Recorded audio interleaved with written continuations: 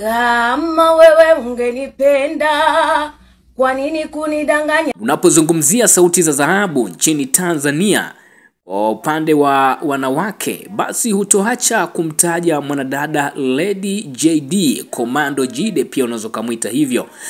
Umaili wake wa tungo mbalimbali ambao zilimpa umaarufu kama Binti Machozi na nyingine nyingi ambazo zilifuata hapo baadaye, unazilisha tu kwamba Commando Jide ni mwanamke wa shoka na mwenye mpangilio mzuri na kujua vyema mziki. Msikilize hapa akiimba rumba, mziki wa dance, miongoni mwa tungo ambayo ilifanya vizuri sana. Sauti yake na walioimba katika wimbo huu ni kama havijapishana, na hii inaonyesha ni dhahiri kwamba amekuwa ni mfuatiliaji mzuri wa mziki huu wa dance, hususan zile ngoma ambazo zilifanya vizuri miaka hiyo. Nimesikia tetesi kuwa huna lolote, hata kazi huna unazurula mchana kutwa kupita kurandaranda mitaani, kumbe ukuwa na uwezo wa kunioa ila kuniharibia maisha.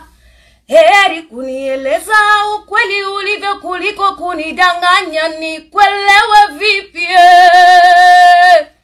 babu uaminifu wako uko wapi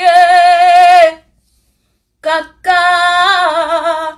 Nikuelewe vipi babu uaminifu wako uko wapi kaka? Usinione bwege baba, karubandika kwa kukubali wito wako, karubandika hayo teni matatizo ya dunia baba, hayo teni matatizo ya dunia baba.